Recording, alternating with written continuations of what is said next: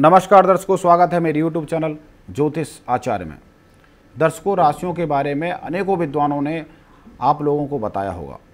एक राशि 3 नक्षत्रों के समूह से मिलकर बनती है, जैसे मेष राशि अश्विनी, भरणी और कृत्तिका नक्षत्र के समूह से मिलकर बनेगी। पूरी मेष राशि का स्वामी ग्रह मंगल कहलाएगा, लेकिन अगर इसकी गहराई में जाएं तो हर नक्षत्र का स्वामी अलग अलग होता है। अश्विनी नक्षत्र का स्वामी केतु है तो भरणी नक्षत्र का स्वामी शुक्र कहलाएगा। वहीं कृत्तिका नक्षत्र का स्वामी सूर्य होते हैं। इसका मतलब कि एक राशि पर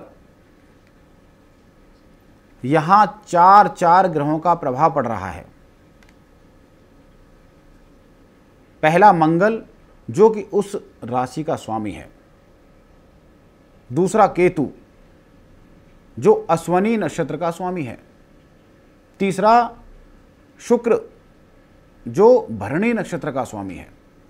और चौथा सूर्य, जो कि तीसरे नक्षत्र यानी कृत्तिका का स्वामी है। अब और उससे भी गहरी बात, एक नक्षत्र में 4 चरण होते हैं।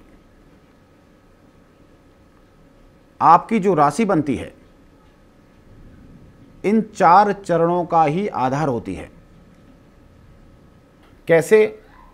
आपका जन्म एक राशि में नहीं होता, एक नक्षत्र के चरण में होता है।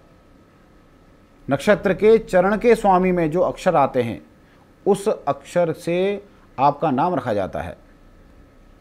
इसका मतलब आपकी राशि को 5 ग्रह प्रभावित करते हैं। इसलिए मैं आपको बताऊंगा, अगर आप मेष राशि के कौन से चरण में उत्पन्न हुए हैं उसका आपके जीवन पर क्या प्रभाव पड़ेगा। नक्षत्र के बाद उसके चरण और उन 4 चरणों में आप किस चरण में उत्पन्न हुए हैं उसका आपके जीवन पर बड़ा गहरा प्रभाव पड़ेगा। एक मेष राशि 30 डिग्री को लेकर के बनती है। जैसे आप मेष राशि के प्रथम चरण में जन्मे हैं तो प्रथम चरण मेष राशि का 0 से लेकर 3 डिग्री 20 मिनट तक होता है।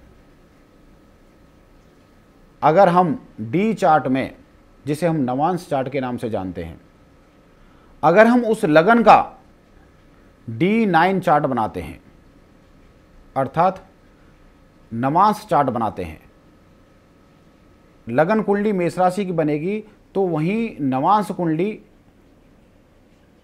मकर राशि की बन जाएगी। इस बात का विशेष ध्यान दीजिएगा कि ऐसे जातक का स्वभाव तथा उसका व्यवसाय अधिकतर मंगल जैसा होगा। जैसे वह स्वभाव से क्रोधी होता है तो अगर उसको अपना व्यवसाय चुनना हो या कोई नौकरी चुननी हो तो ऐसा व्यक्ति मंगल का व्यवसाय चुनता है। ऐसा व्यक्ति सेना में अधिक अच्छा कार्य कर पाता है।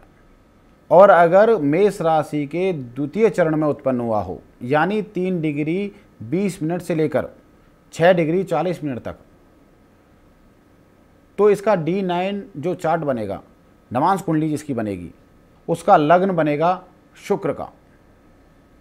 इसमें जातक की अधिकतर चीज़ों पर शुक्र का प्रभाव देखने को मिलेगा। आपके स्वभाव को तो आप मेरे से बेहतर जानते होंगे, लेकिन फिर भी अगर आप अपने कार्य क्षेत्रों को चुनना चाहते हैं तो अवश्य ही यह वीडियो आपकी सहायता कर सकती है। मैं आपको बताऊंगा कि अगर आप मेष राशि के प्रथम चरण में उत्पन्न हुए हैं तो आपको क्या करना चाहिए, व्यवसाय कौन सा करना चाहिए। ऐसे लोगों को औषधि का निर्माण, रेस्टोरेंट या होटल मैनेजमेंट, ऐसे लोग अगर डॉक्टर होते हैं तो सर्जन हों तो बेहतर होगा। आर्मी तथा पुलिस विभाग में बेहतर कर सकते हैं और आपको अधिक उन्नति भी उन्हीं क्षेत्रों में मिलती है।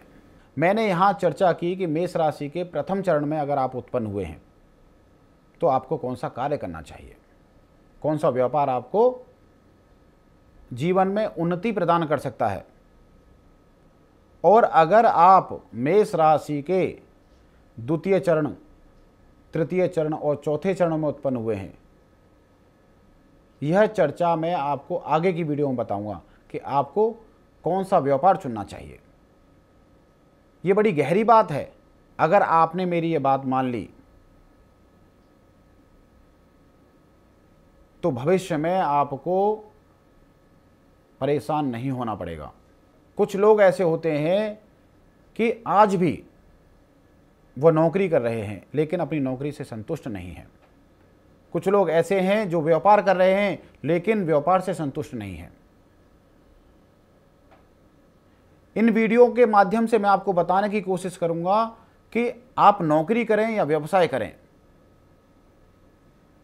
ऐसे अनेकों प्रश्न हमारे सामने आते हैं कि व्यक्ति व्यापार कर रहा है, अनेकों सालों से व्यापार कर रहा है लेकिन सफल नहीं हो पा रहा, और कोई व्यक्ति अनेकों साल से नौकरी कर रहा है तो वह सफल नहीं हो पा रहा।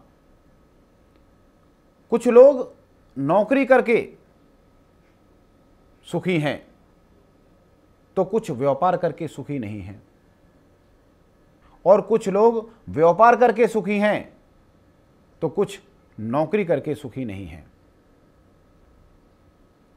हकीकत में आपका जब जन्म होता है तो आपके ग्रह नक्षत्र आपके व्यापार, आपकी नौकरी को निर्धारित करते हैं कि किस चरण में आपका जन्म हुआ है, आप किस स्वभाव के होने चाहिए।